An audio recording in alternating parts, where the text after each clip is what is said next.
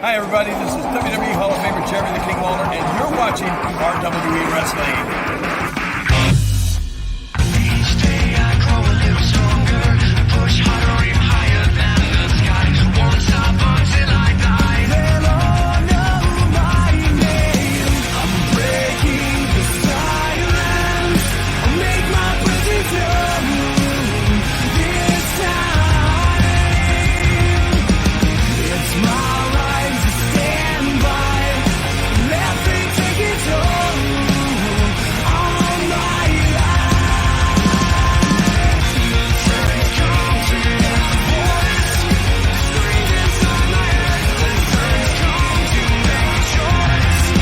Put this thing around. Turn calm to that voice. Scream inside my head. Turn calm to make a choice. Put this thing around. What's up, RW Nation? I am the voice of the RWE, DJ Mike T, here live with the Power Hour. Guys, we have got a great show lined up. You guys saw the post earlier this week, so we've got some guests on the show.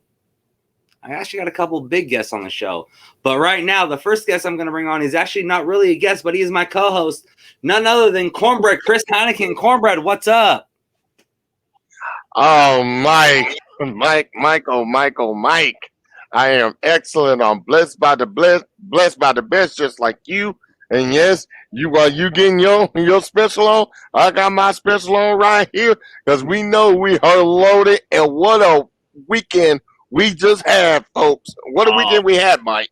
You're right. Is absolutely correct. It was a great weekend, but we're going to start off the show just a little bit different tonight.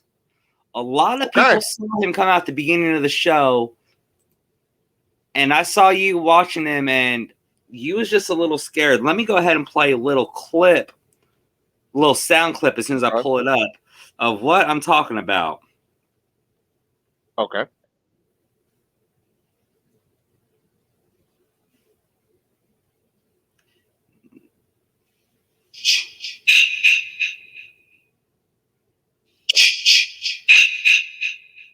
You remember that sound, don't you? Yeah. Total freak out. Just a little bit. I'm having to look over my back right now. There's a reason why this is being played right here, and it's because of this. Night of the Beast. It is a fan film that is literally taking place from Friday the Friday the 13th, part 8 and part 9. It's trying to fill in some gaps. But I actually have the director and 2 of the actors that are going to be playing in that movie will be on live in just a minute. But let's go ahead and play this little clip of this.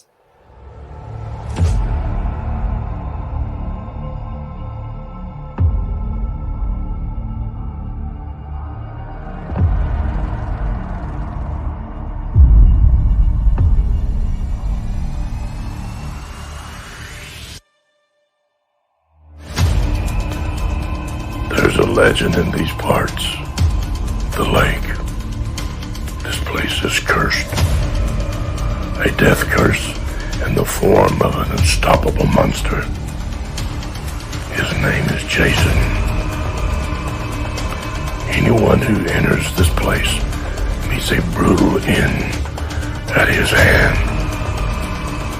It's been years since anyone has dared to venture into his woods. But he's still out there, waiting. But he's not the only legend out in these woods.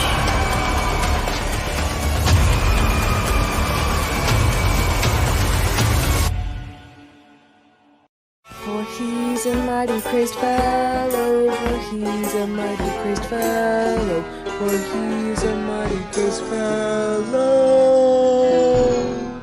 And everyone's going to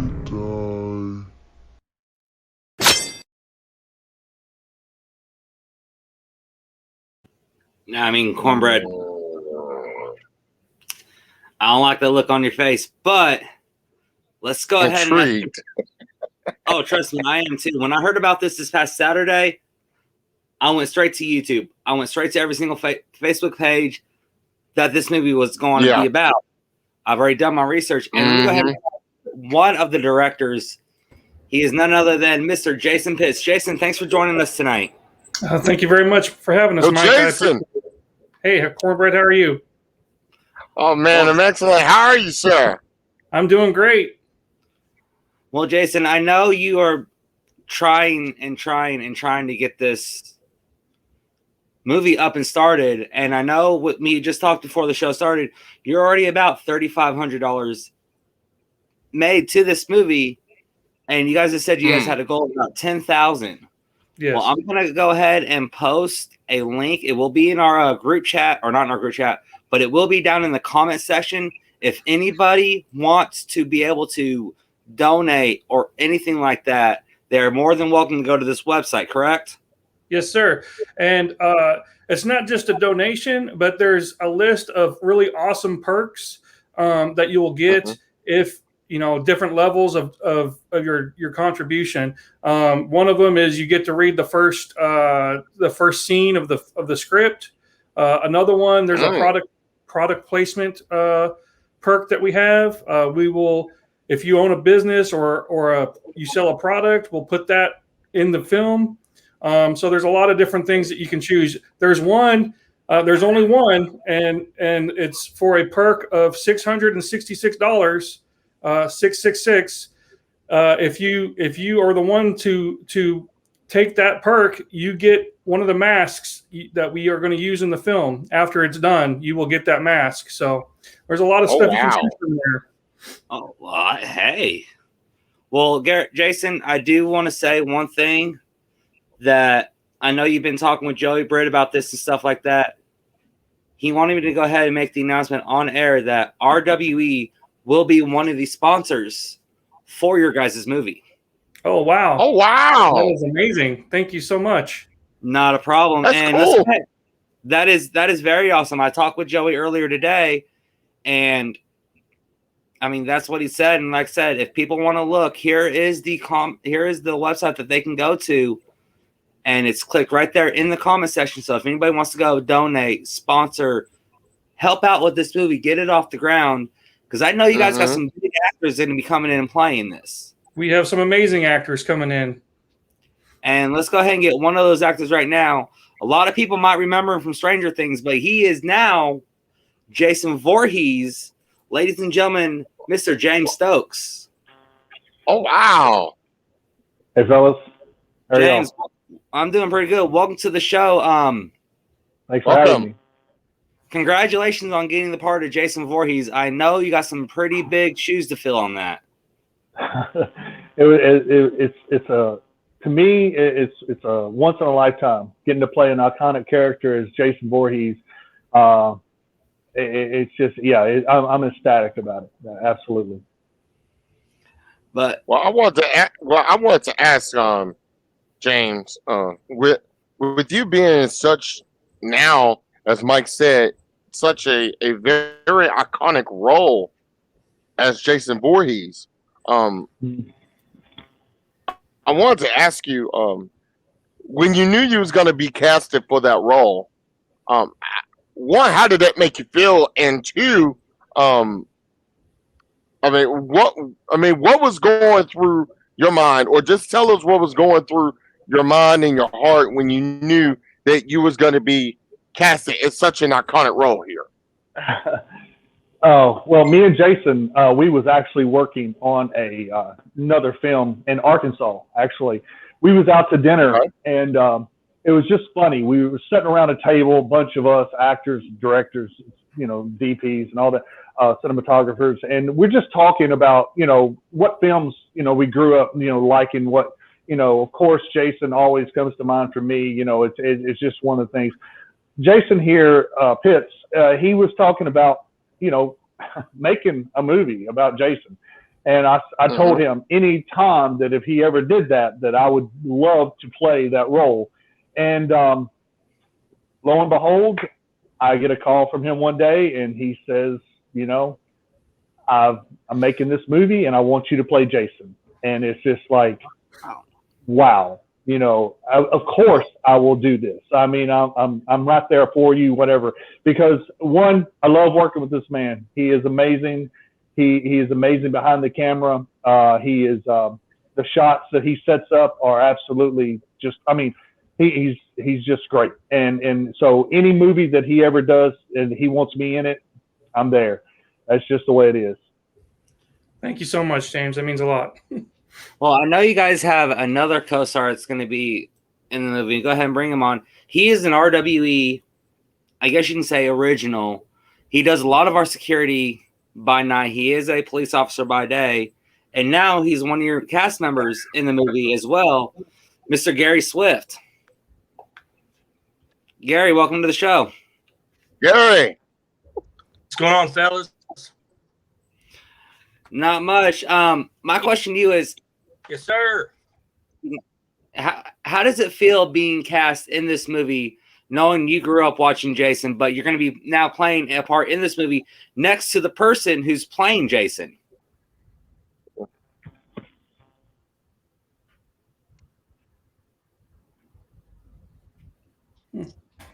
Yeah, I did everybody else, but you're really broken up on me.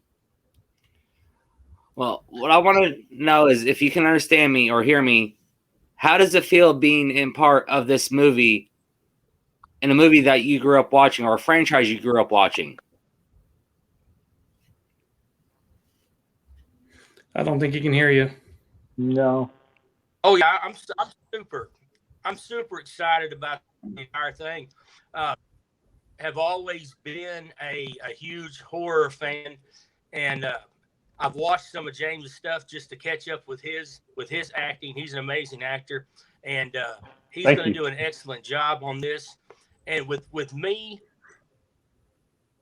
thing that I believe in is a good project. I'm even if to do it when Jason Mansfield, who is a high school friend of mine, contacted me about this and said that this is what was going on, and we've got James got Madman Fulton. I said, well, absolutely. Just don't kill me off first. I don't care what you do with me.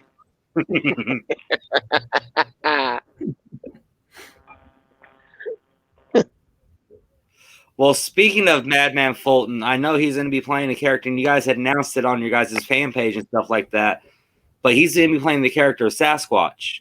I mean, heck, that is correct. Wow. Of making little do what, Michael?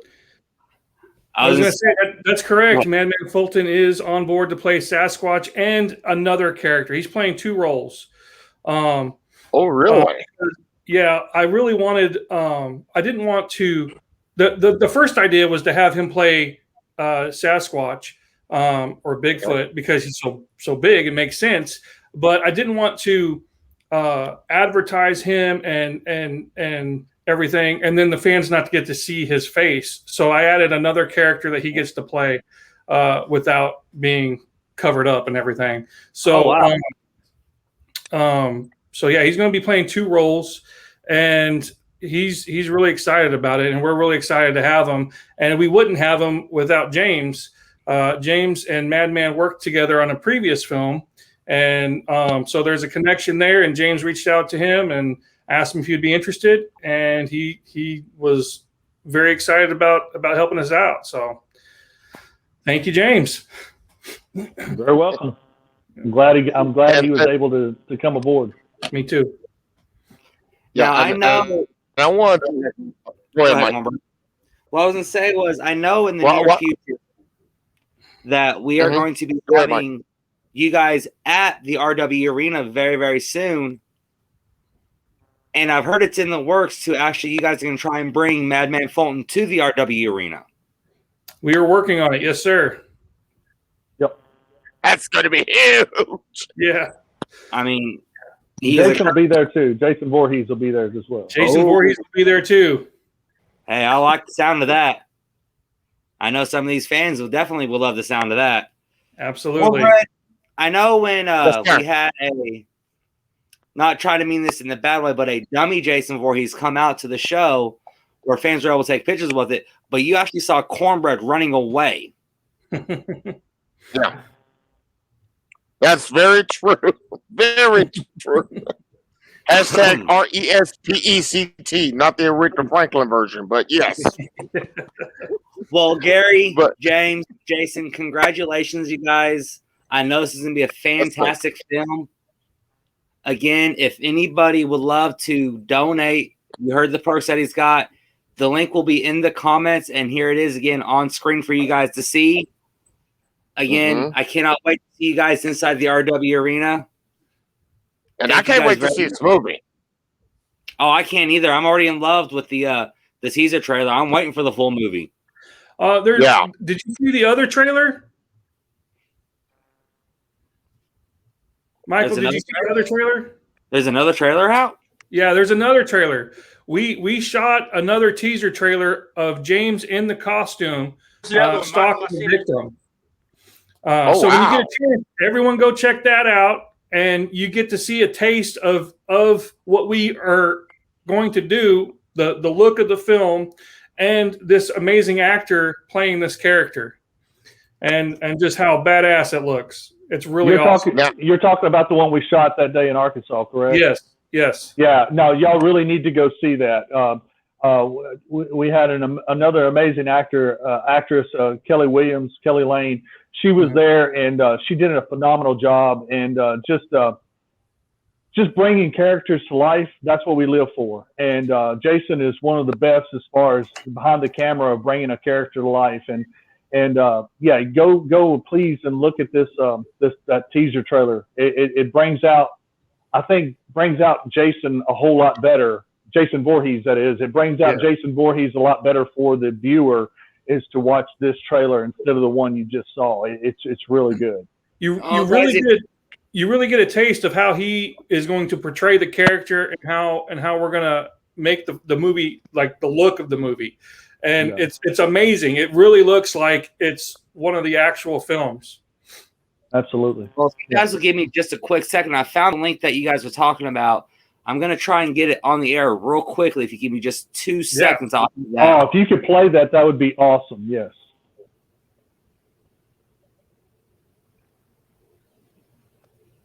So it's going to show you what kind of an actor James is. Now, James, I've actually got a really big question to ask this. When playing the character of Jason Voorhees,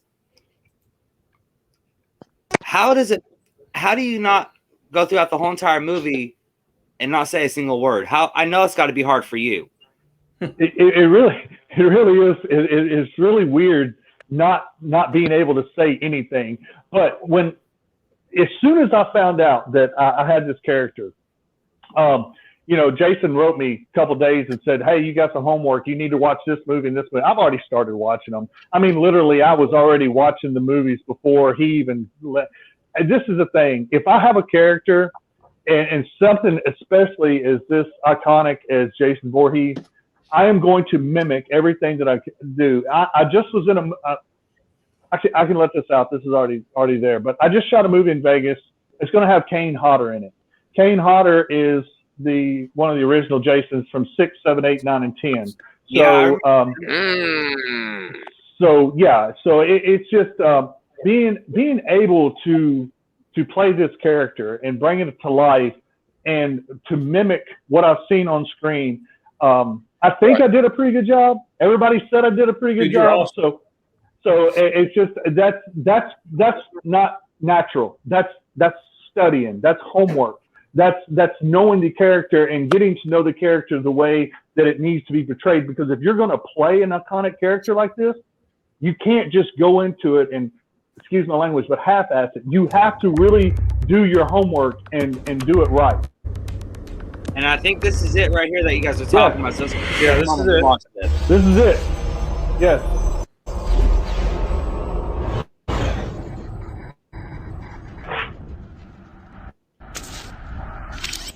Oh, yeah.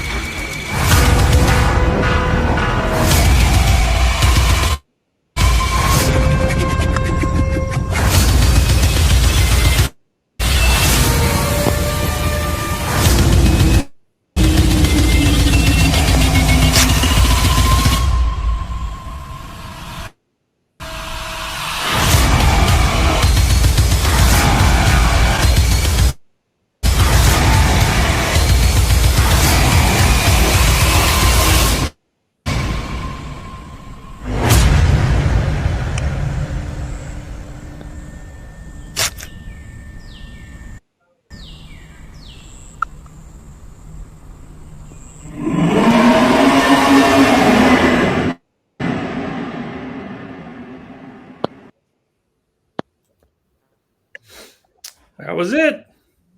What do you think, fellas? I love it. Cornbread, you want to go to the That was woods? good.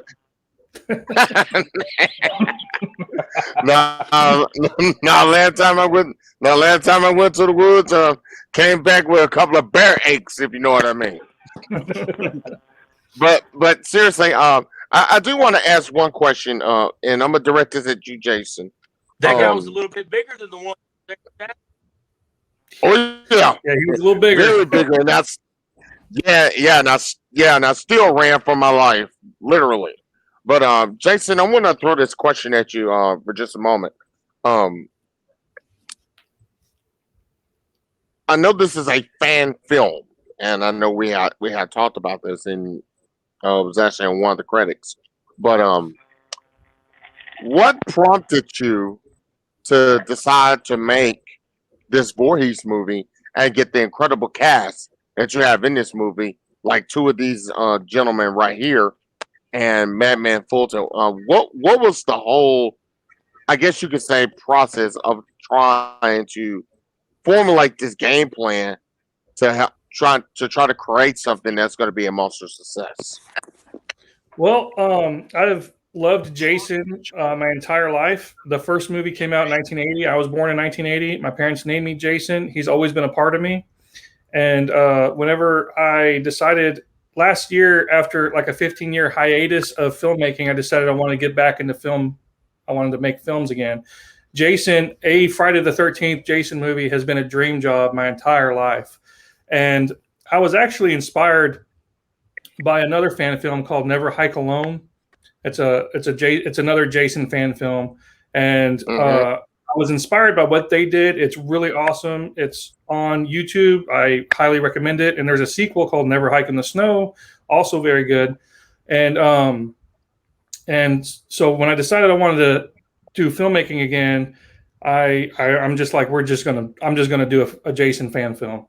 And originally, I was thinking small, but then my partner, Jason Mansfield, contacted me, and he's like, hey, I want to help. Whatever you want to do, I will be there, whatever you need. And so we started working together. And that's where this idea of Jason versus Bigfoot came from, because he is a huge Bigfoot enthusiast. And I was like, both of these characters or creatures are woods based. It'd be really easy to do a mashup with them, but nobody's done it yet. And so I thought it was a really cool idea. I do know that a lot of people take Bigfoot kind of as a joke, but we're going to treat him very well. He's going to be monstrous. He's going to be vicious, and he's going to be a badass. And he will be a handful for Jason. So once we decided we're going to do that, then I, told James, I said, hey, this is what I was thinking about doing. James is like, I'm all in, whatever you need, I'm there. And then from there, he's all like, what do you think about Madman? I'm friends with him. And then that connection happened, and it's just been snowballing, getting bigger and bigger and bigger. And I could not be more thankful and excited about it. So that's pretty much the story of how it came to be. Well, James, I've got a question for you. When he was talking about Bigfoot, Sasquatch being the big badass, I saw you shaking your head like, "Oh crap!" No. It was more of them things. Well, we'll see about that, because no. Madman Fulton don't scare me. So Bigfoot don't scare me. So I'm a pretty big boy myself. So I just may not be as tall as he is. I'm a pretty big boy myself. So it's going to be a fight. I guarantee you that. So how about this? Let's make a challenge right now. You in the Jason costume, Madman Fulton in the Sasquatch costume. You guys get it on in the RWE ring. Let's see who wins. I am all about that. Whoa! I am all about that. That would be awesome if you guys want to do that. If everyone involved can make it work, that would be amazing. The only caveat I can think of is the Bigfoot costume is still being made. It's not done yet. So I don't know. But no, in all seriousness, I do want to thank you guys for coming on the show, talking about this movie throughout the whole entire week and on into next week. we will be pushing this movie for you guys to help you guys out as much as you guys can. If there's anything you guys need from us, just how to contact us, and we'll be more than glad to help you guys. Well, thank you so much for supporting us in this film. We're gonna kill it. We're gonna blow it out of the water. I guarantee it. So, well, I'm ready to watch it. But until next time, guys, and like I said, as soon as we get a confirmed date, I will go live on the air to confirm when we'll have Jason's Pits, James Manfield if he can make it, James Stokes, Gary Swift will already be there, especially Madman Fulton. Mm-hmm. Once we get that day confirmed, I will let everybody in the RWE Nation know, and we'll definitely can't wait to see you guys inside that square circle talking about this some more. Sounds good. Yeah. Thank you, guys. This has been incredible. Thank you guys for having us. Thank you. You guys have a good night. All right. You too. Bye-bye. Appreciate it. Wow, Cornbread. I mean, that's already amazing.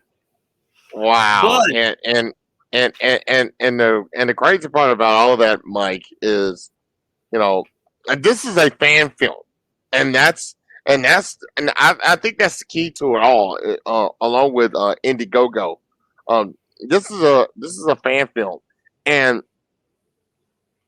I love to see the rivalry, if you will, if it bursts out in this movie between Sasquatch and Jason Voorhees. I mean, you're absolutely that will be a matchup.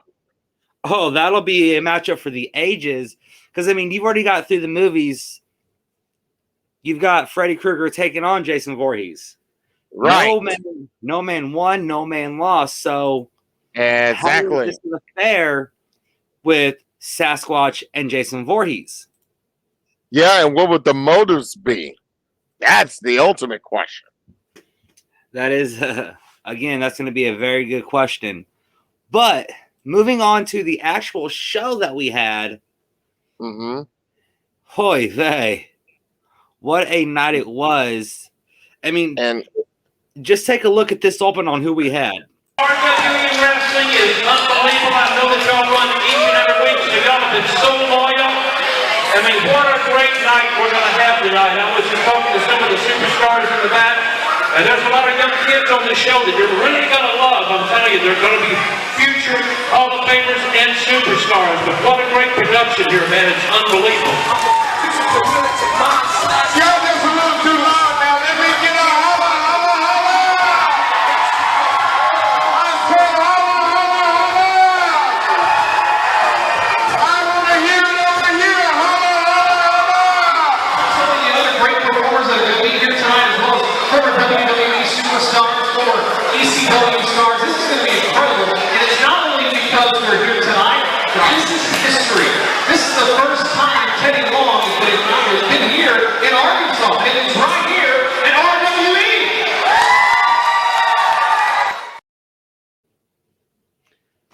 RWE. It was historic, no question. And also want to say special, and I hope he's watching, a special thank you to Terrence Ward from Championship Wrestling from Memphis. I've always loved and enjoyed working with you. I've enjoyed hosting shows and tons of wrestling events with you. You are an absolute blessing to the wrestling industry, and I know Michael will say the same thing. You are blessed. You're a blessing to the wrestling industry. You're right. I was fixing to say it and everything, but that was the biggest high for the show. Yeah. We do have to go to a low with what happened after that. Yeah. And let me see where it's at. Just take a listen to this. Like I said, for 8 long years, I've done this week in and week out. Now I've got to take 8 to 10 months off.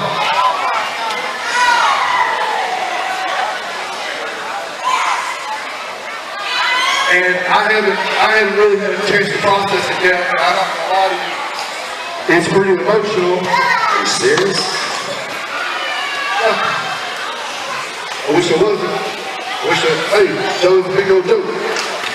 April Fool in June. So, That being said, I have to vacate this title to you.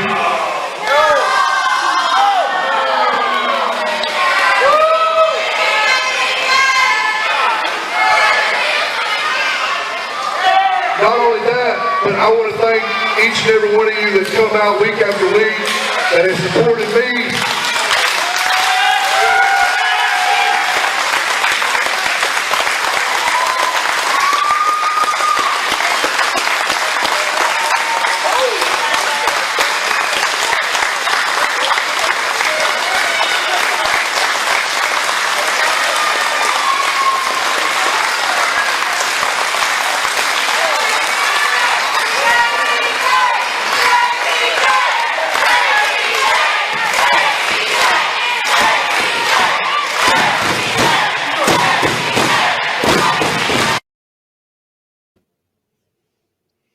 I mean, I don't really know what to say about that, Cornbread, but you heard it there. He'll be out of action for literally 8 to 10 months for a debilitating knee injury. And I do want to give an update. He did have surgery on that knee today. He is at home. He is resting. The surgery went well. Now the rehab starts. Yeah. But the biggest question now is where does RWE go from here without a heavyweight champion?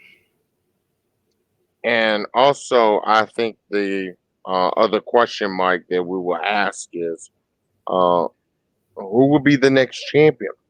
Because if you kind of really have been noticing, we kind of been having multiple guys have all kind of threw their name in the hat before this even happened. They all kind of been throwing their names in the hat. They're all kind of been putting their names in the slot. They want to make sure that they're the next one to be going for the heavyweight title. And now with what happened this past Saturday, literally right after we had two incredible Hall of Famers and a legendary announcer join us in the ring.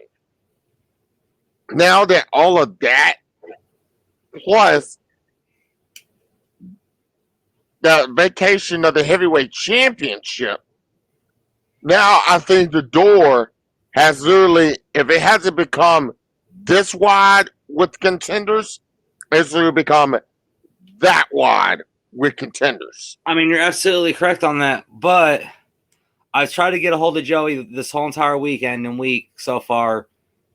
Have not been able to get an answer out of him regarding the championship contendency or who's going to be in contendership. The only thing he told me is we'll discuss it when we get there. It could be a possibility of a tournament, and because you've heard for weeks about Carter Matthews trying to try to stake claim to the title. You've heard about Woo trying to stake claim to the title. Chaos has entered the picture. Plus, you got to think about the big man K Toomer, and of course, we're seeing a response from the infamous one right there at the bottom of the screen. But honestly speaking, maybe he should be carrying, because anyone literally can jump. Let's say, hypothetically speaking, Mike. Let's say if Joey decides to make a tournament decision, who will be inside of contention for that tournament? I can give you one answer.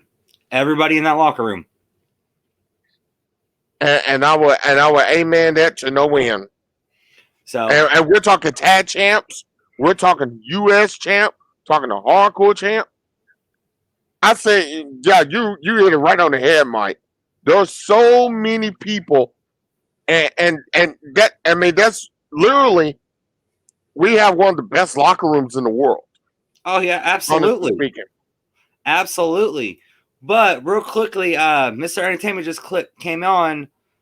I want to play a clip of what happened this past Saturday night before we actually bring him on, because I know he's got something to say. Roll it.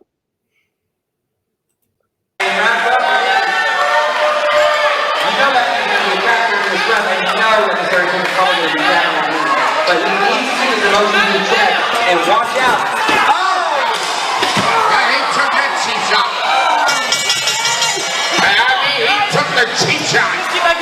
I mean, you're absolutely correct. It's like you did before the bell even rang. So therefore, it's going to be a legitimate hit. Right now, the challenger in total control. He saw the fact that the champion's back was turned. Oh, yeah. He saw the fact that the champion's back was turned. He took it in and shot. That's the referee.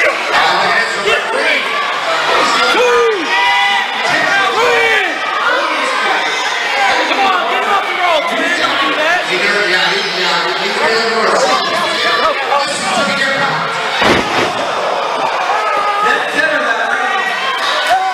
And I mean, right there, you got he really hit the back of his neck on that fall down right there.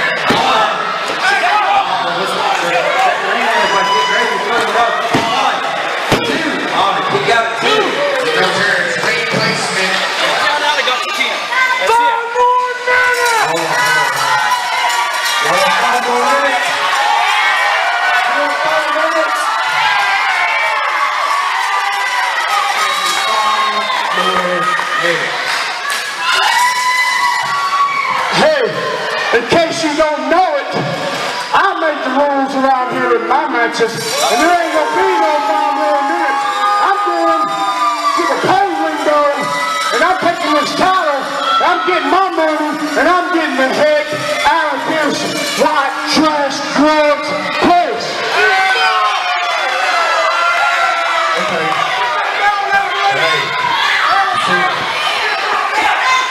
I'm the pay window. Matter of fact, in case you don't realize, I'm kind of the guy that runs this place. And if you think you're going to get paid, you're going to get your hind in that ring and you're going to get this man's 5 more minutes. I mean, he is the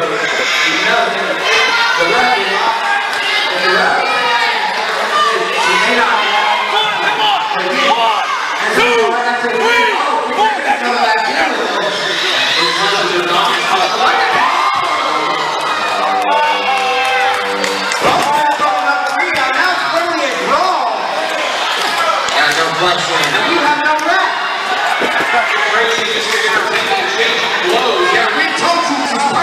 Especially based on what happened here last week. Hey, that's what we're talking about. Literally, we have no rep.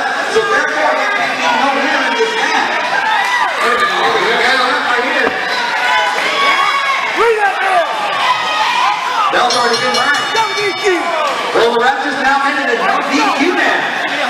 There you go. The retaining. I mean, he's still going to retain the title. It's pretty crazy. Even though it's a double DQ, doesn't exchange the titles.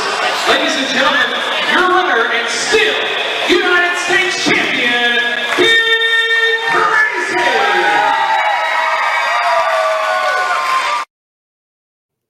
Well, comrade, you saw the finish of that match. Yeah. There was no winner. But if you notice what that video package did not show is on the way back to the locker room, Mr. Entertainment pointed directly at you and me and said he was going to give his announcement this Tuesday night on the Power. Well, it's Tuesday night. Yep. And there he is, Mr. Entertainment. Boys. How are you? Well, I told you I was going to give you my match. So, here it is. You ready? I'm ready. Go right ahead.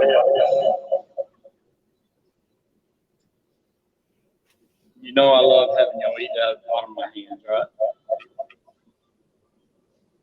Waiting on me to make the decision of what's going to happen to y'all so-called champion. Well, I mean, you told us this Tuesday night that you was going to give us your announcement of what type of entertainment you want for the U.S. title and everything, and we're waiting on it. Falls count anywhere. Anything goes. There will be one winner. And you're looking at the next United States champion. There it is, boys. Falls, anything goes. Falls count anywhere. Could be in the back, could be in the parking lot, could be in the concession stand. But like I said last week, this title is just a stepping stone to where I'm going. And after last week, that title that I'm wanting has been vacated. So I'll leave it up to y'all to decide what I'm going to do. U.S. title really don't mean anything to me. It's just a step. Just like Kid Crazy, a step. I'm stepping to the top, boys. Starting Saturday night. That's all I got to say.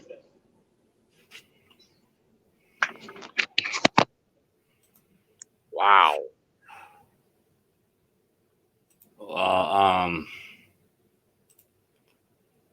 I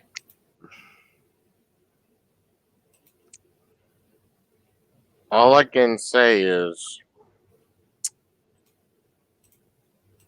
that I could don't- be a matchup right in Mr. Entertainment's favor if I know my history correctly. right. Well, coming in right now is the United States champion, Kid Crazy. I want to get his response to this. Yeah. Kid Yeah, I want to Crazy, hear it too. What's going on, Cornbread Michael Thompson? Nothing much, sir. You've heard, or if you haven't heard of whatnot of what Mr. Entertainment had to say. What's Oh, your I heard response? it said. I heard what he said, and I accept the challenge. See, Cornbread, you might have done your research on Mr. Entertainment, but apparently you haven't done your research on Kid Crazy. I'm capable of doing. Entertainment, I accept your challenge. I'm going to take you to a place you haven't been in a long time. So I hope you're prepared for what you're going to get. I know what I'm in store for. I know what I'm going to get.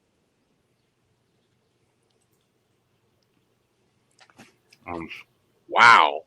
And I'll tell you this, champ. It seems like you have a whole lot of confidence, and I know with and I'm not trying to take away from the championship match and everything that's going to go down with you and Entertainment, but I know for a fact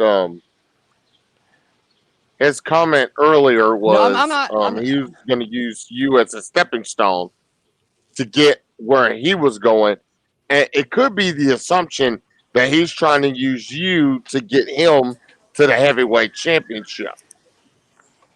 Well, and I know for a fact you have a monster game plan, and I know for a fact you got a whole lot in store. I mean, it's going to be a fight between both of you, and it's literally become personal over the last couple of weeks. Well, Cornbread, Kid Crazy, I don't mean to interrupt, but I'll go for it. Mr. Entertainment just joined us back. Kid, so you think you're ready, huh? The summit.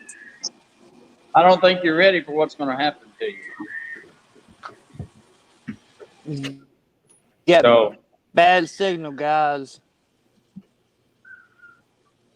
come Saturday Well, night, here, oh, Mr. Entertainment know- itself.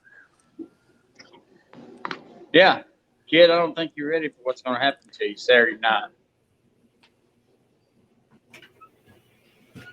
You know, like I just said, I really don't care about your title. I really don't care about you. You're just a stepping stone, just like that title you carry around. It's just a step to where I want to go, and I'm going to the top. I'm going to be the man in this organization. So you're just going to be under me. Second best is what you're going to be, kid. Second best.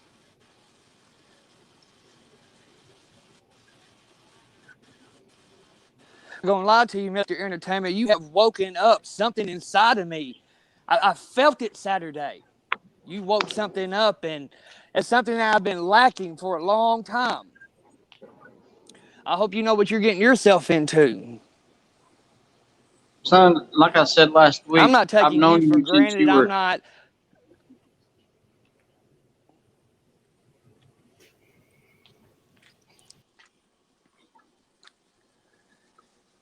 Kid, I've known you since you was like 15, 16 years old. I know every trick that you know. Oh. I've seen things that you've done.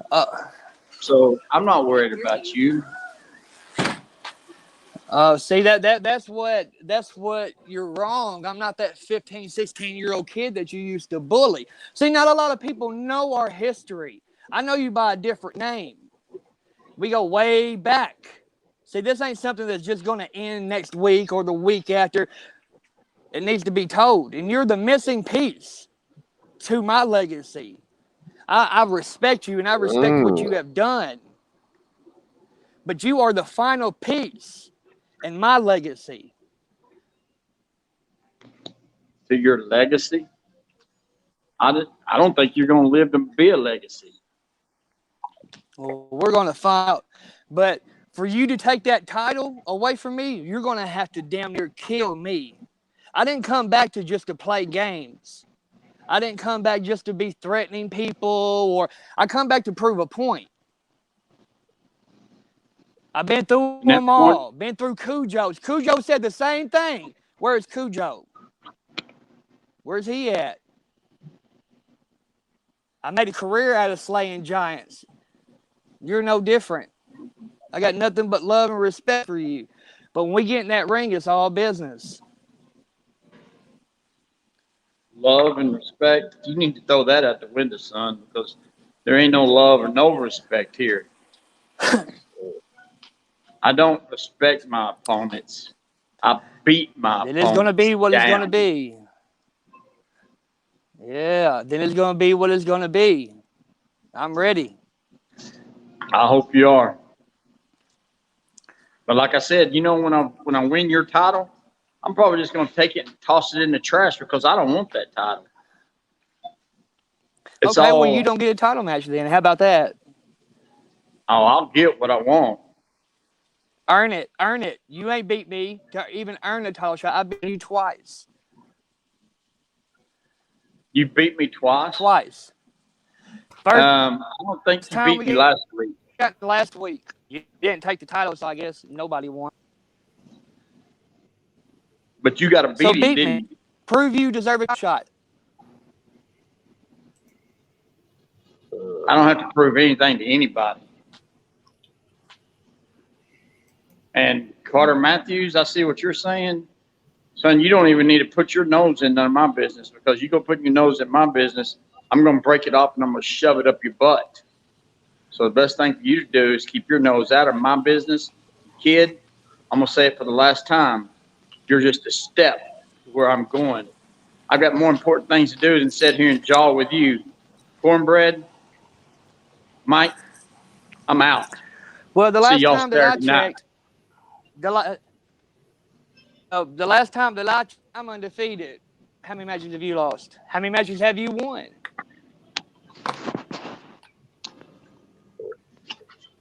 Well, all I know is when you two collide for the U.S. Championship, Falls Count Anywhere, anything goes.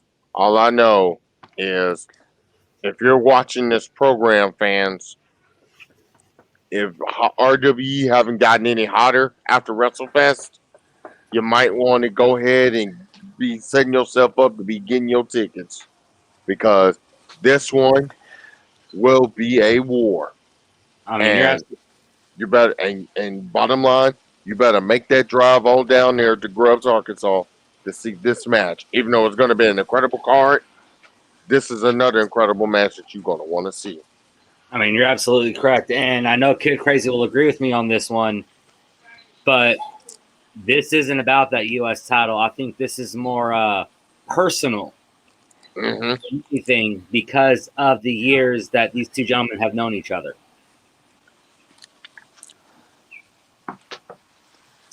So, Kid Crazy, I appreciate you coming on the show. I know you're going to get ready for this Falls Count Anywhere match. So, we will see you this Saturday night. Good luck in your match. Yes, sir. Thank you for having me on the show. Yeah, always good to see you, Crazy. All right. Goodbye. Wow. Yeah, it got loaded hot and quick, Mike. And I mean, I think the best thing I could do was just stand back and just let them have at it. I mean, you're absolutely correct. I mean, Yes, I have it right here. So I have the card Mm-hmm. from Saturday night. But let's go ahead and start off with what was supposed to have been a one-on-one match. Right. And Action Jackson taking on the big dog himself, backed by the Mac, Rodney Mack. Mm-hmm. Yeah, it was a collision between the current SWE Fury television champion, Rodney Mack, and one half of the OMGs and one half of the SWE tag team champions, Action Jackson. Clash of champions, in my opinion. You're absolutely correct on that. And especially when it was as hard hitting as it was. Yeah. But we found out some information about that match right as it started from our great friend Terrence Ward. Yep. And that was Rodney Mack had actually been trained or has trained Action Jackson. Yeah. It was another one of those student versus teachers. Mm-hmm. Let's go ahead and take a look at some of those clips that we've got from that. Yeah, let's show it.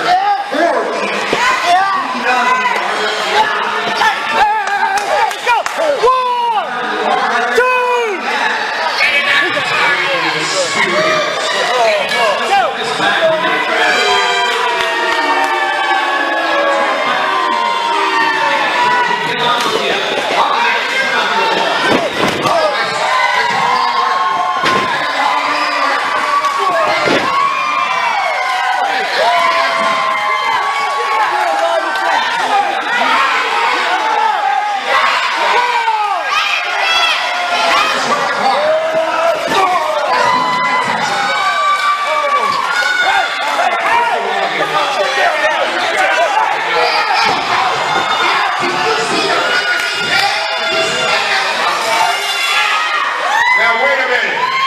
Tell you what. Now I see what's going on right here. Everybody trying to fight and it's 2 against 3 and all that. But I tell you, I think everybody in this building right here, right now, I think they want to see a tag team match.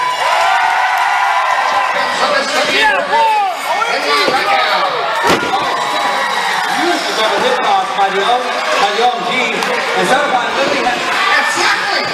Here's a 1, 2, 3.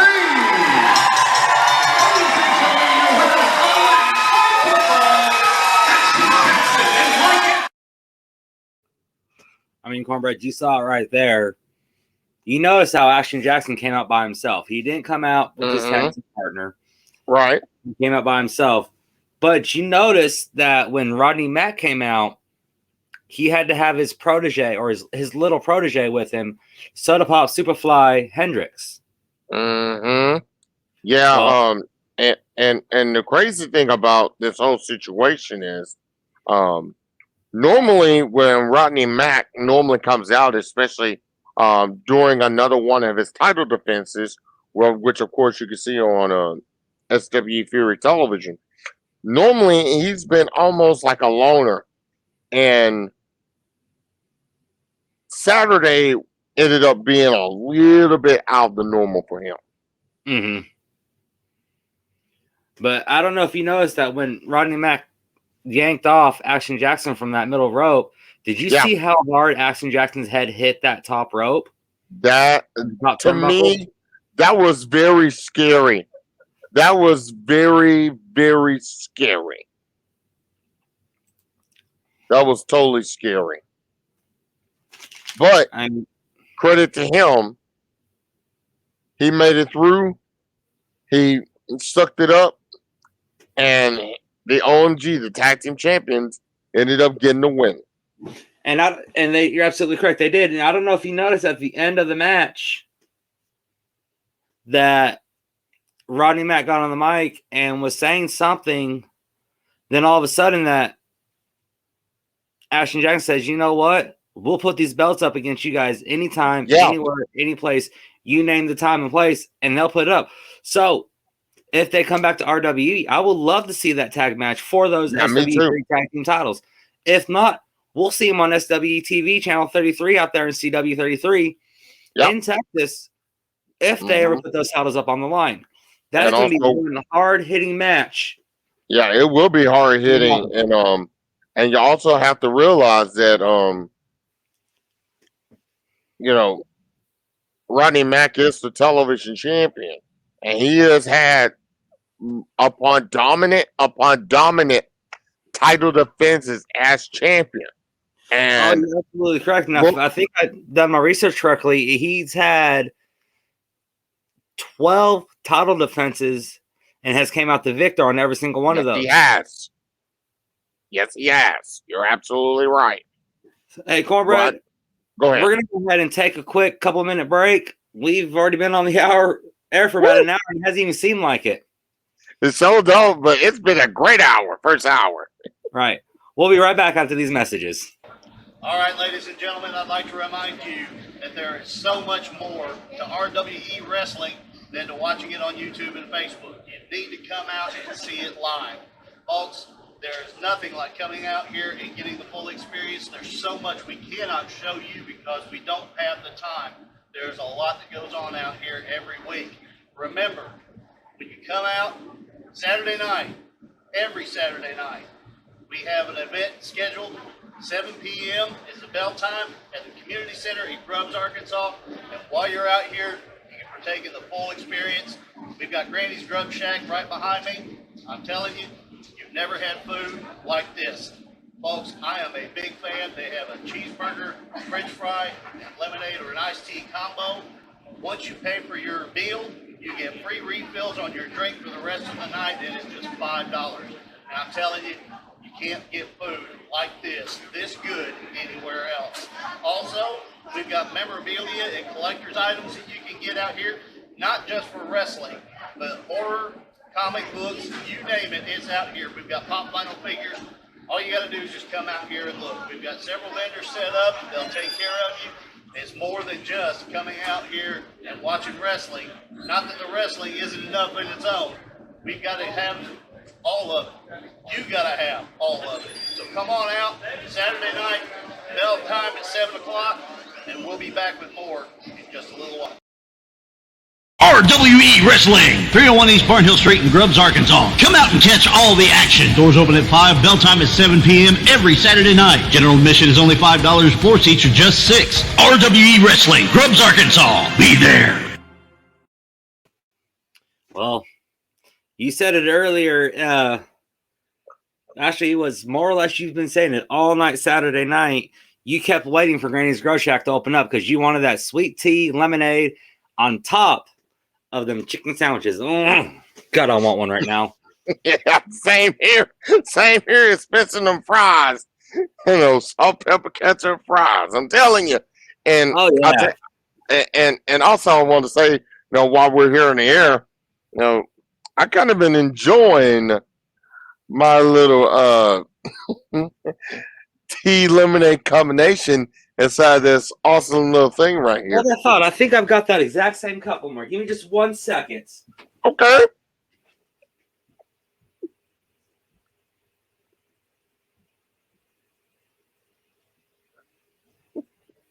I'll tell you, folks, while he's going to get that brew, I will tell you what you need to do.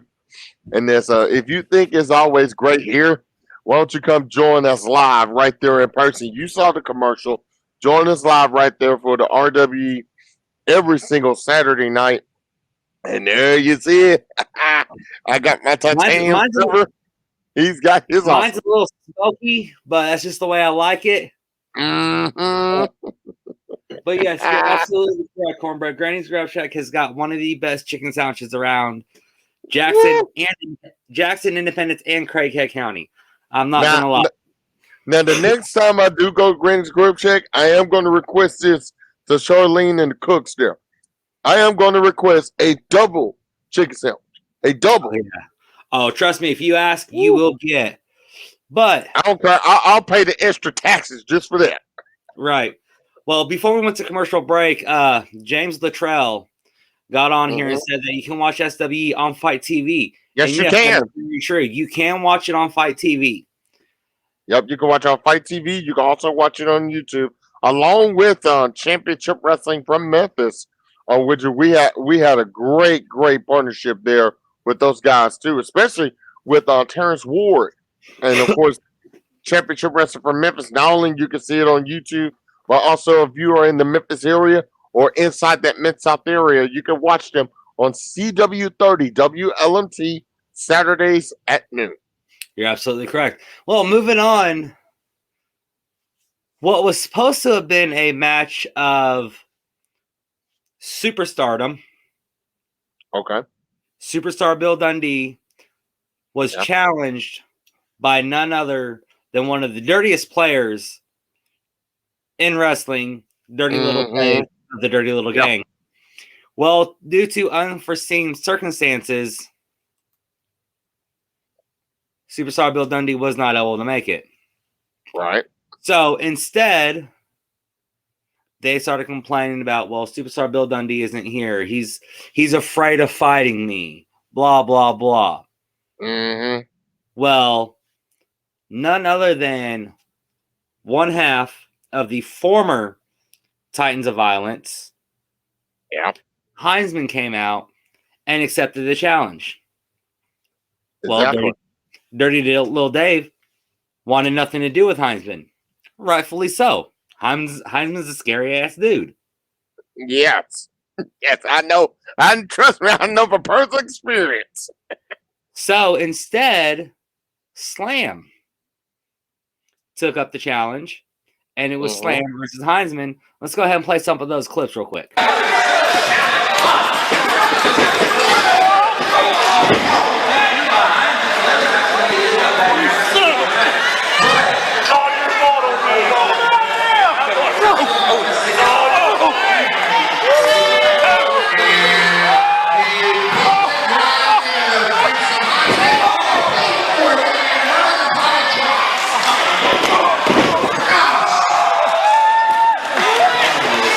Well, I'll tell you one time I bring it up.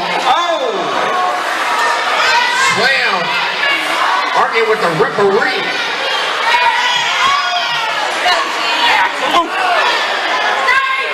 And why Slam kept arguing with the referee?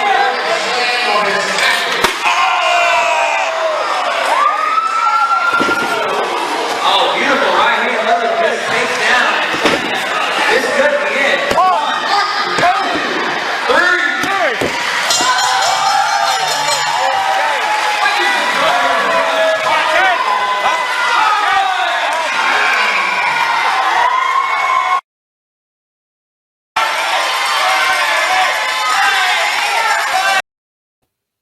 Well, you saw it right there. Heinzman was able to walk away with the win. But if you notice in that clip that DLG, Dirty Little Dave, tried to interfere, tried to cut down the Giant, or I'm sorry, cut down the Titan of Heinzman, and was unable to. But you know this, I know this, but I don't think some of the RWE Nation knows this, that Heinzman actually started out his wrestling career in the Dirty Little Gang. Yeah, it was, let's say it was kind of a little bit later on in his career that Huntsman ended up as a part of the Dirty Little Gang. And obviously some situations happened, or as we call them, unforeseen circumstances happened, and caused that partnership to dissolve. And of course, I said it on Saturday, and I'll repeat it here. If you really take a look at the Dirty Little Gang as a whole, especially the guys that have competed inside of that group, have you kind of noticed there's only literally been one person that has literally competed, since 2011? That whole portion of the Dirty Little Gang, only one man that has literally been inside of that group on a constant basis, and that's Slam. Exactly. I mean, you can say, anybody can say what they want about Slam. Yeah. Slam is a trustee of Dirty Little Dave. He is his apprentice. So no matter where Dirty Little Dave's gonna go, Slam's gonna be right behind him like a puppy dog. But there is one thing you have to admit when it comes to Slam. He is very, very capable in that ring. And Dirty Little Dave would have not even considered Slam inside of that into the Dirty Little Gang if he really wasn't that talented. Oh, you're absolutely correct. But I mean,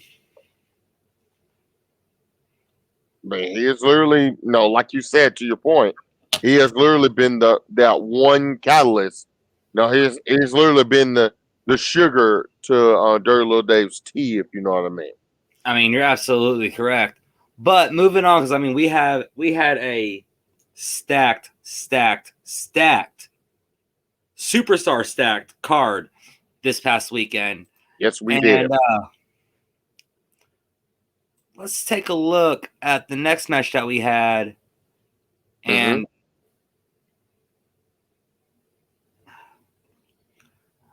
I'll let the video play it. Yeah.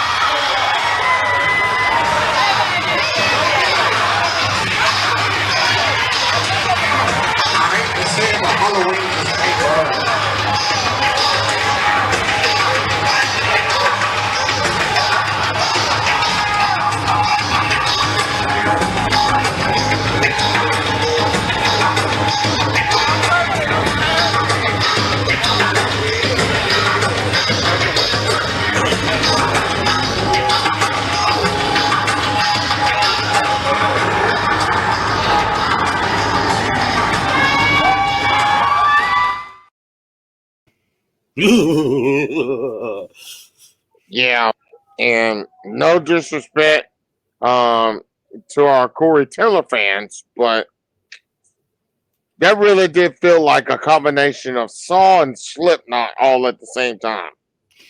Just a little bit. But yeah, I think it'd be best for us to move on. I'm sorry, I'm trying to get my mind off of the words. Yeah. I mean, literally, we went from Voorhees at the top of the show to Boogeyman at this point. Well, during that clip, one of our fans puts "dinner is ready." God. The RWE Hardcore Champion, I just sent him a message. I'm gonna try and get him on the show, but he goes, "Jeff, that was not dinner. That was mush and disgust. Dinner is usually steak and mashed potatoes." Yeah, and they call that a quarter pounder at McDonald's, but I digress. Right. I'm looking over here at my monitor and stuff like that. Like I said, Justin Vincent, I know you're watching. If you can check your messages, I would love to get your thoughts on what just match, happened. on literally what we just saw.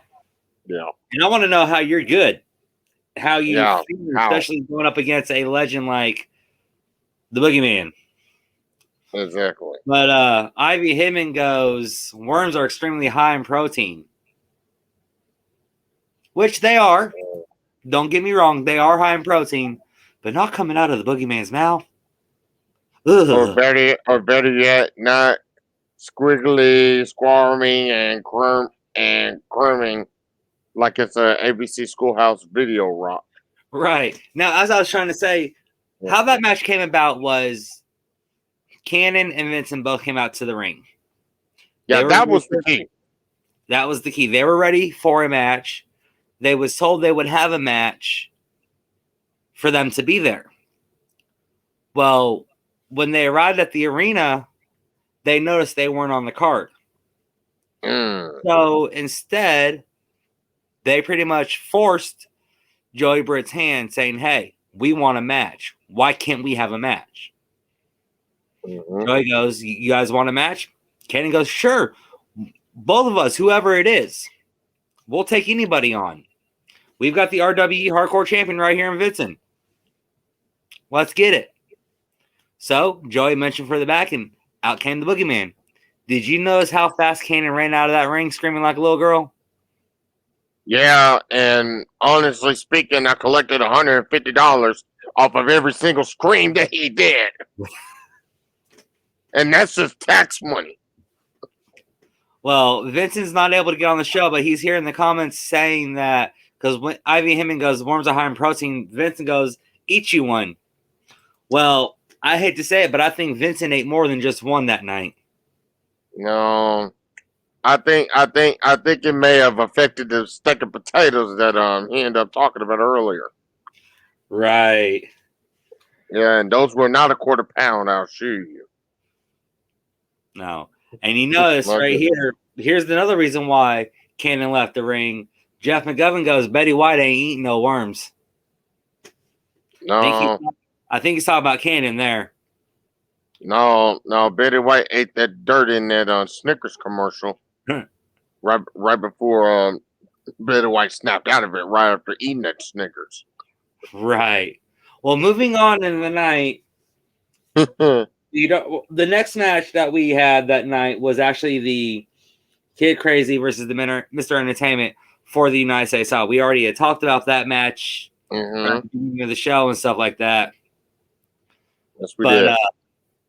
But that match after that, we had our intermission. We was able to give quite a bit of stuff. We auctioned off quite a bit of stuff. Yeah, y'all had a lot. Yes. I was not sure of the amount that we raised for the RWE Littles program and stuff like that, but I know it was a good amount. Right. But coming back after break, we had Chaos, who has had his problems with Warwolf McGowan. Right. Going up against Christian Cross, who's had his problems with Heinzman as of late. But let's go ahead and look at this clip. You're fine. Christian Cross, he may not be no stranger in that ring, but it's been a long time since he's competed in the first sweat in the corner. There's a puppy chick spot. And now Christian Cross, right now, is wicked. Taylor back in the neck of Chaos. Talking to spirits here, Chaos has had neck problems. What is with people with necks tonight? No, the old saying goes, parents, you head controls the body. Down to the corner, referee starting the count. Applying pressure, and of course the referee trying to intervene. Oh, remember the words that Joey Britt said a couple weeks ago. Michael Miller Henry and told Christian Cross that night that he jumped the guardrail and then Pat Huntsman with that steel chair out of nowhere. And he said, hey, you're going to repeat. Record here. You're absolutely correct, and it's basically if he was attacked with a chair again, that the next time He's going to have to keep this momentum up. Keep it going. Keep applying that pressure because that's what it means to be a champion. Continuing to apply pressure. They're running front trucker. Now what? Now what? Now what?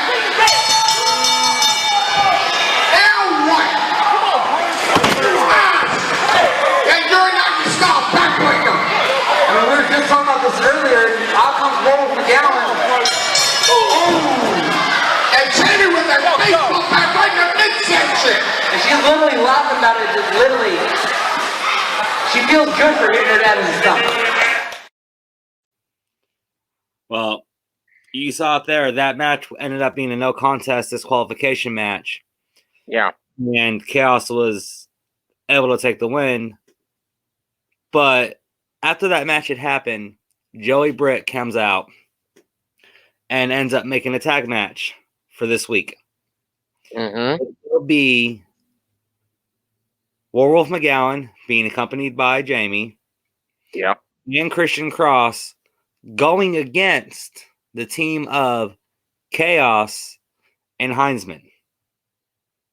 And did you notice that when that match was made, did you notice that bottom line Werewolf and Christian Cross wanted nothing to do with each other? No, they didn't. And honestly, it felt like they could not stand one another. But Joey said, hey, the match is going to happen whether you guys can stand each other or not. The match will go down Saturday. You're absolutely correct. Well, I was not able to get Chaos on the show today, but he has sent me a statement that he wants me to bring out. This is from Chaos, and I quote, I'm sure everyone knows about this no DQ tag match this Saturday night. Let me say first to Heinzman, I will gladly stand in your corner, so let's tear these two chumps apart. Christian Cross, I hope you're paying close attention to Heinzman, because I can promise you that if you slip up just once, he will easily take you out. Lastly, Werewolf, a.k.a. Bruce McGowan, a.k.a. Sideshow, a.k.a. Zoink, a.k.a. Afton McKern. Well, I will address this by directing your attention to this clip. Signed Chaos. The clip that he sent me, I really cannot put on the air. Yeah. Basically, what he's saying is he wants to burn Werewolf McGowan alive for all the suffering and the pain and stuff like that he's caused by having Jamie join him by his side. And I'll tell you this from personal experience, Mike. Having known these four individuals, especially three of the four, like I have known them for a little over 11 years. This will be a war. And when Chaos literally just sent you that laundry list of every single identity that the Werewolf has gone through, I'll tell you from personal experience, that wasn't no gimmick or game. No, this is personal. That was to me, that was beyond personal.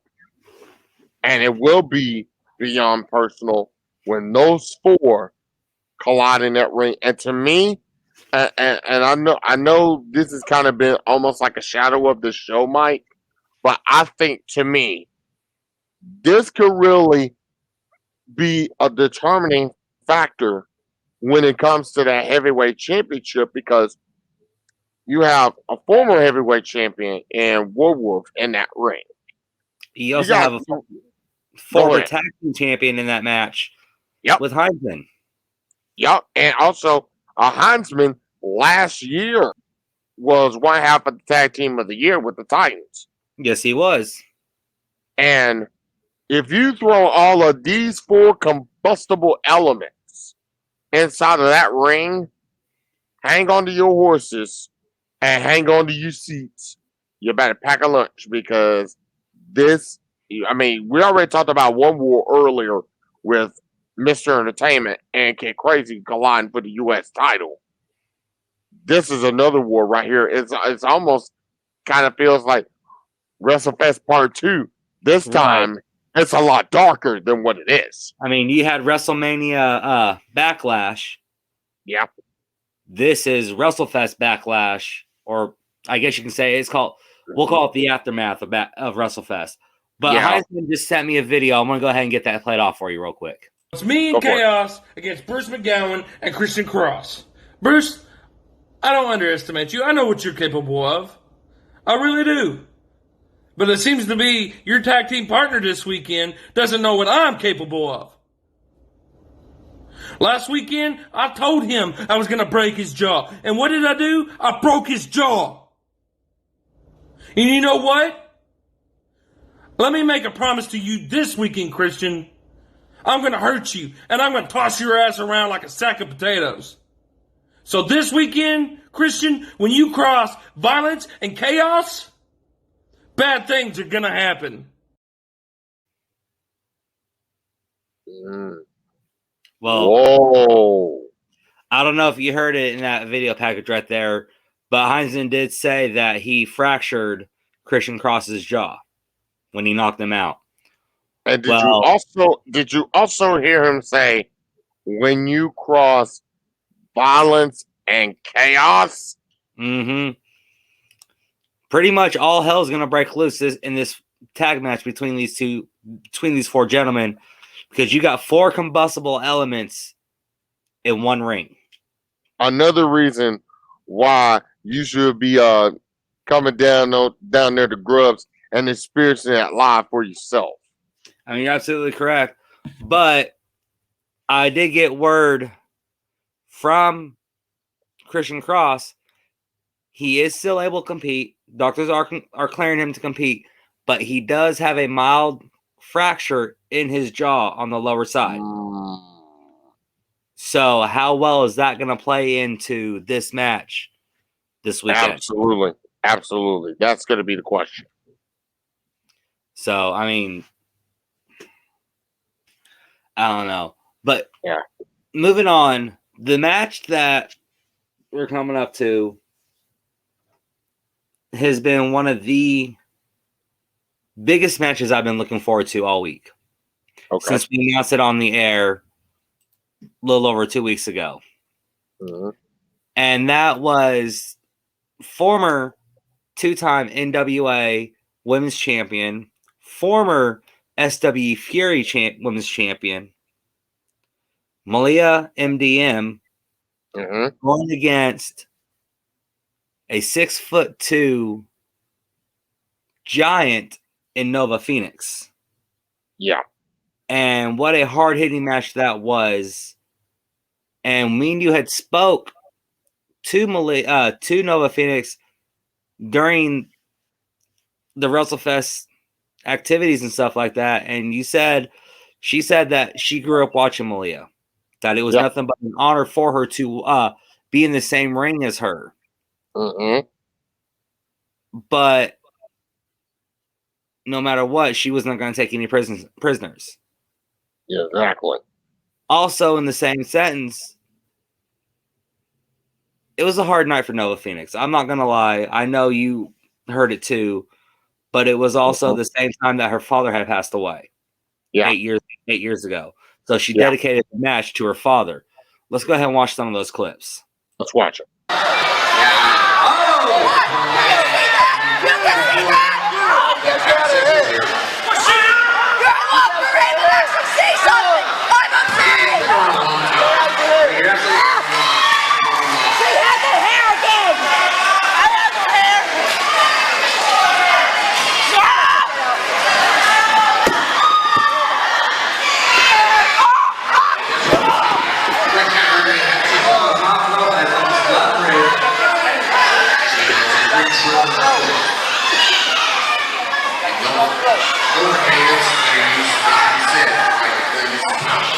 you're absolutely correct. Oh, our super reversal. Oh, powerful slam. 1, 2. Oh, wow.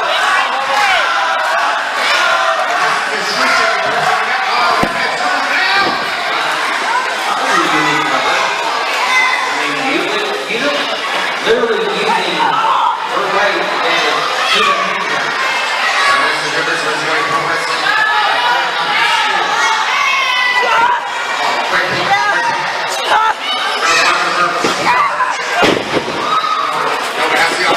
Oh, runs right into the double foot. And 1, 2, 3.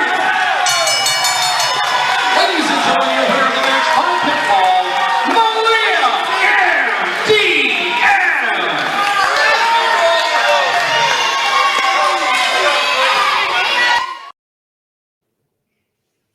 Well, Kronberg, you saw it there. Malia, using the experience that she has, was able to use the ropes to her advantage. Yep. And I do want to say first off,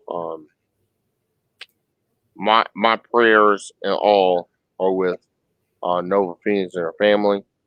It was an incredible honor, and if you kind of notice, during that whole night, and especially during that match, me kind of being offish a little bit, um, with the play by play and all, it's because I really really have been wanting to try to take notes, and I've been taking mental notes, on this match because it's for me. It was the first time me seeing Malia MDM um, wrestle in person for the very first time. Um, it was an honor for me to see her compete because um, I, I mean the old saying goes if you got one of those programs, those sports programs that you don't want to let your mom know that you were watching.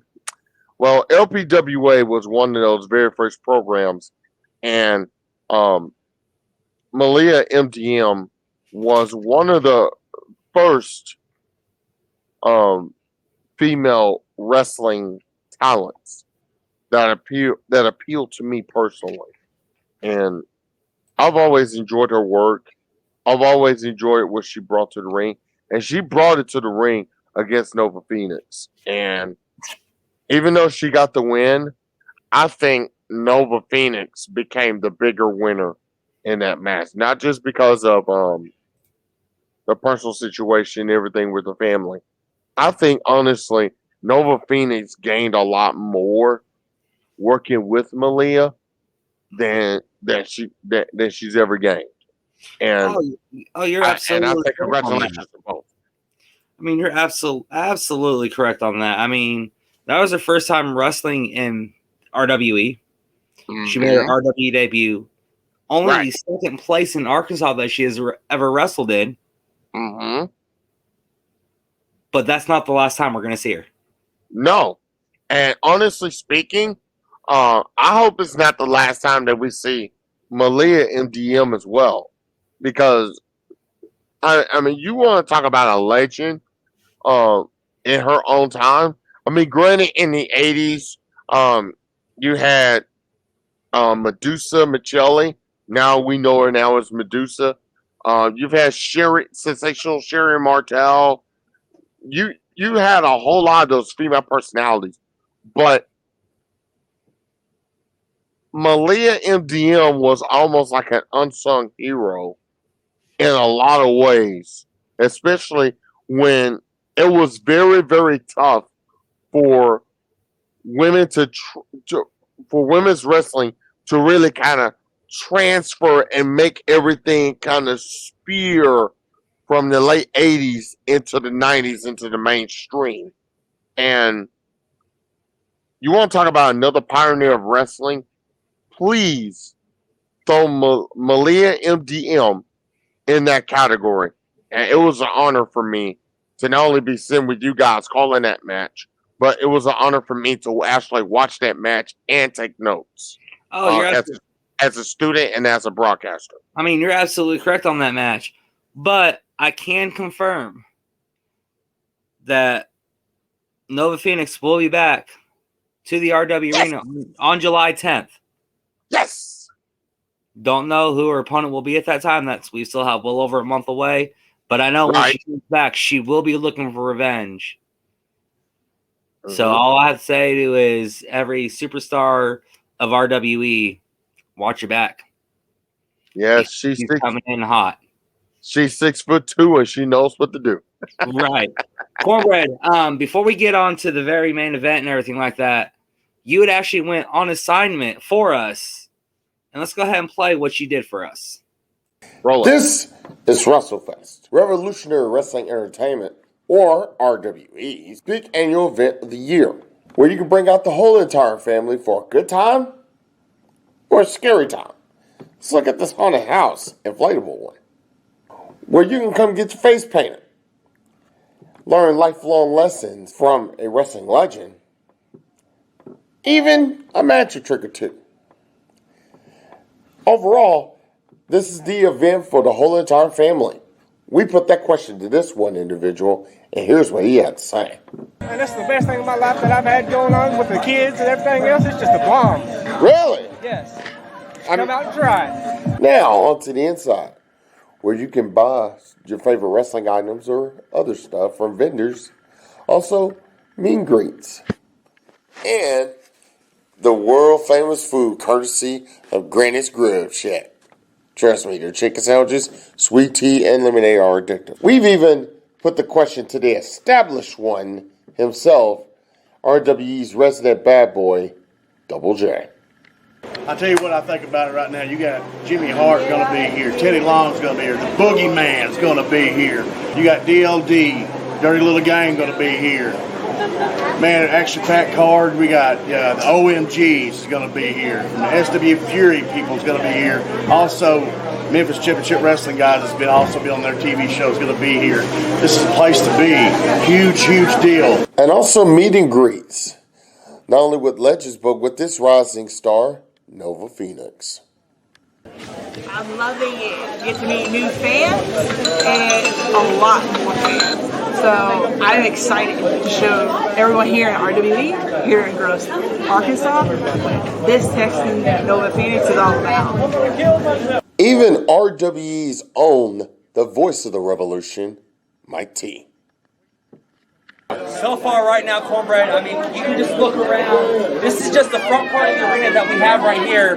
We've got Rodney Mack, we've got the Boogeyman, we've got Teddy Long, WWE Hall of Famer, SWE Fury General Manager. We have the legend himself, the legend of Memphis Wrestling, managing the mouth of the South, Jimmy Hart, who is also a WWE Hall of Famer. Your question though, am I ready for this weekend? You bet I'm ready for this weekend. We have a star-studded event. We have plenty of stuff going on here, guys. You guys will be watching this later on, I know for a fact, but you guys, if you guys are here, you need to be here in person. It is something that cannot be missed. Well, I'm telling you right here, as you can see right behind me, WrestleFest is one of the extraordinary weekend, and this is just part one, ladies and gentlemen. And I'll tell you, this is literally Arkansas's all-star weekend right here at WrestleFest. But guess what? It doesn't just stop you. Even other wrestling stars decided to chime in on WrestleFest. We asked the genetic nightmare, Mike Anthony of SWE Fury, his thoughts. Man, first of all, it's great to be back. It's been probably about 7 months since I've been here. Like I say again, great to be back. WrestleFest, first time ever. It's supposed to be every year, yearly after this. So man, let's see how this first year pop off, man. Got a lot of people out there, merch, food, barbecue, bounce houses, train rides, whatever you think, it's here, man. And this is the legendary RWE Arena, where it's empty by day, but action-packed by night. On special assignment, this is Cornbread Chris Heineken for RWE. Mike, back to you. Well, Cornbread, that was extremely amazing job that you did there. We all really appreciate that here at the office and everything. We'll love to get you on more assignments once we get those in. Mm-hmm. And you want to and I'm gonna say something quickly here, Mike. That was actually a suggestion that was made by the company, television company that I work for, and they wanted me to kind of see if I can do a correspondence piece, and it could be for anything. And I chose RWE as one of my correspondence pieces because with an event as big as this, and you really want to kind of really put it over the top. I think this is my very first ever journalism correspondence piece that I've done, and I want to say a special thank you to one of my tag team partners in television, Margaret Hearn. I want to say special thank you to her for helping me put everything together, and along with the graphics and everything. Margaret, you rock, and I can't wait to be doing a lot more of these pieces. Oh, we can't wait to see you be doing more of those as well, Cornbread. But moving on to the main event, we've talked about. Oh boy, woo! It's gonna get hot, Mike. Oh, it's gonna get extremely hot. Woo! Lit. This past Thursday night, when I had sat down with Terrence Ward, we was going over everybody who was going to be there. We had said that the chosen one, Zay Washington, and the problem child, Aaron Roberts of the Young Goats, were going to be in action. Me and him talked about who we thought would be a good pair for them to go up against athletically, in-ring ability, everything. And I had suggested opposites attract. We get a hold of the card, and lo and behold, it was opposites attract going up against the Young Goats. And what a match it was. I mean, you want to talk about some high flying between Zay Washington and Daddy Shane. You want to talk about the power game with the problem child and hardcore homo Ray Ray. I mean, you had it all in that match. Let's take a look. Yeah.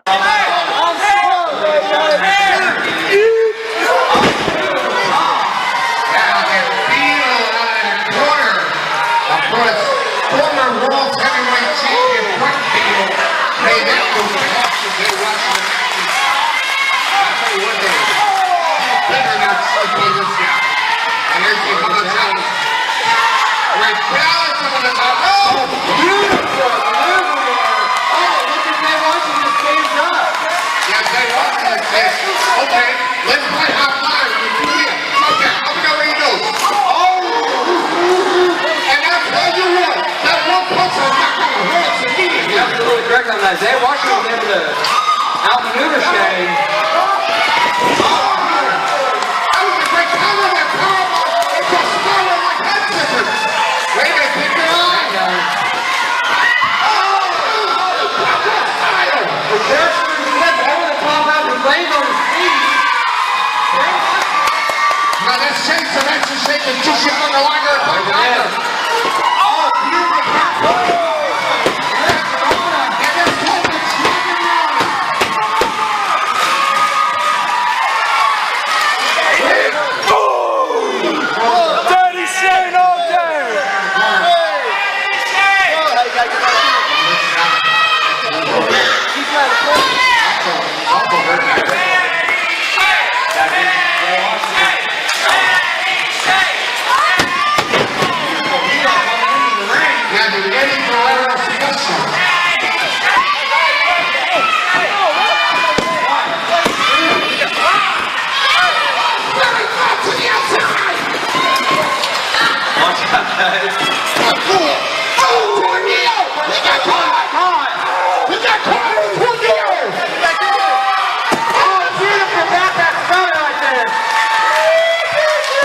Yeah, that's on both sides. Oh! Man, you want to talk about a dangerous striker.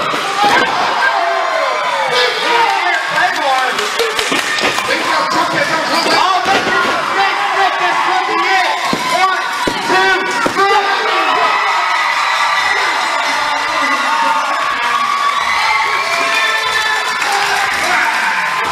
Ladies and gentlemen, it's now what?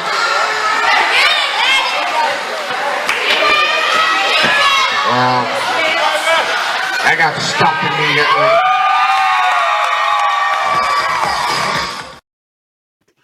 Well, Cornbread, I said it was going to be hard-hitting, high-flying, action-packed, that match. One thing that, if you noticed, is that first top rope corkscrew plancha that Daddy Shane did, Zay Washington ran right back in the ring as Shane went over the rope, but Shane landed on his feet. Yeah, and Terrence Ward, if you kind of saw what his mouth literally, it felt like it just fell to the floor when he saw him. Yeah, that Parker plancha. It was amazing. And if you heard me after that bell rang and after Terrence made the announcement of the winners, you heard me say, if you had your 2021 match of the year brackets, or if you have your list, I said you better add that match to that list. I meant every word I said. Oh, you're absolutely correct on that. But if we was to go back and look at this card right here, everything on this card, oh yeah, you had to pick a match of the night. I'd have to go with two. I'd have to I'd actually have 3 matches of the night. All right, go for it. My match number 1 would be the tag team match that opened up the show tonight. The OMGs against Roddy Mack and Soda Pop Hendricks. Yeah. That'd be match number 3. Match number 2 would be Malia versus Nova Phoenix. Mm-hmm. And then, of course, match number 1 would be Opposites Attract versus the Young Goats. Those are my top 3 matches of match of the night. I can't pick just one single match. Yeah, it's too hard. It's too hard to pick when it comes to something like that. But I will say this. That goes to show you the depthness of WrestleFest is. And WrestleFest lived up to every single letter in that title. WrestleFest. It lived all the way up. Oh, you're absolutely correct. And that's not. Go ahead. Yeah, I was gonna say, and right there, what the camera did not show, right after that bell rang, as I did, especially during that main event, when that final bell rang and Terrence made that announcement of the winners, and I honestly, literally said this was another match of the year candidate I could add on to that list. I literally got up out of my seat. I applauded all 4 of these guys because no, not only mad props to RWE for help putting this match together, but also mad props to Championship Wrestling from Memphis. And I told you, all due respect, especially that team, Young Goats. They're an excellent team. Zay Washington is really that guy that you might want to have your eye on. And I've called some matches of his before this event, and I knew this kid was a pretty much a diamond in the rough. And I'm gonna say the same thing for Problem Child. Opposites Attracts, they're on a whole nother level right now. If it's teamwork, how in the world can you stop them? And yeah, we saw in that video package the established one coming out with that misfits flag, trying to make a statement towards Opposites Attract. But we know that when Misfits and Opposites Attract get together, it will be once again war, and it will be, to me, I think that's gone beyond wrestling. But what a You're match we've had in the main event! Another you're- match of the year candidate. Oh yeah, easily. Now talking about one thing that the camera did not see is after the established one was chased away by Ray, Ray goes Yeah. back into the ring and all four men shake hands Yes, they do. for a great show of sportsmanship, competitiveness. You can tell all four of these gentlemen are true professionals, and that's what made this match so special in Yeah. everything. And I don't know if you heard me say this to Terrence, but I honestly see in the very, very near future the Young Goats as Championship Wrestling from Memphis tag team champions. I truly see it. Well, And this past Saturday night was a test for them against an already established team of opposites attract. Honestly speaking, and I've had the opportunity to check out their tag team roster of Championship Wrestling from Memphis, and all I can say is the boys better pack a lunch because them young goats, and I'm gonna go as far as predicting this year. This year, if you watch Championship Wrestling from Memphis, you better heed these words correctly from this guy's mouth. Young Goats not only are coming for those titles, they're going to win those titles this year. Make market. Ooh, that's a big, big, bold prediction right there, Cornbread. Well, Cornbread, I don't know if you can see the time, but we've already been on for almost 2 hours. We did say this is going to be an action-packed show. We've had an action-packed card. We've had some great guests. But I still can't wait for this weekend. And that's the point of the show. Not only just I know some people kind of look at it almost like a recap show, and in some ways it is, but it's all for the opportunity to get you to get on down to Grubs, make the drive down to Grubs, out here, bring your whole family. I mean, literally bring your family, bring your friends. It's the place to be on Saturday nights, right there at Barnes Street, in Darren Grubs at the community center. Trust me, everything that has literally went down and we have shown you. Imagine all of that, us hyping the show. Imagine that times 10, times 10,000. And the old saying goes, and the gentleman said it in a commercial that aired earlier. There's nothing like experiencing the revolution live. I agree with Jeff McGovern here. If you go once, you'll be back again. And trust me, RWE is always best when it's live. It's best for you to come see it and experience the revolution live. Oh, you're absolutely correct, Cornbread. But I mean, we had an action-packed card this past Saturday night. We're gonna have an even more action-packed card this coming up Saturday. Yes, I can't wait. I mean, earlier in the show, actually, is when we opened up the show. Madman Fulton and the rest of the cast and crew, he's not of the beast, will be making an appearance at RWE Arena. Once we get those dates confirmed, we'll let everybody know. There's just so many memories were made this past Saturday night that I can't think of just one. But the only thing I can say though is, Chris, yeah, and I'll take it straight out of Joey's mouth. Are you ready for this Saturday night? Oh, I'm born ready. I done came out the RWE womb, and I'm just fresh out of a daisy. I'm ready for Saturday. Well, right here, Alvin Vines goes. We started going a month ago, and we haven't missed the show yet. Alvin, I don't plan on missing any more anytime soon, because trust me, it's only going to go up from here. And we've only been here a year. Exactly. But guys, Cornbread, I appreciate you for the time for helping me out tonight. I will see you this Saturday for sure. Ladies and gentlemen, Cornbread Chris Heineken, I am the voice of the RWE DJ Mike T. 306 East Barnwell Drive, Newport, Grubbs, Arkansas.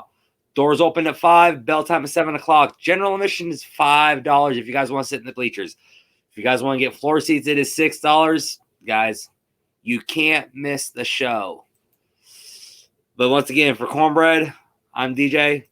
We'll see you guys this Saturday. Hi, everybody. This is WWE Hall of Famer Jeremy the King Lawler, and you're watching RWE Wrestling.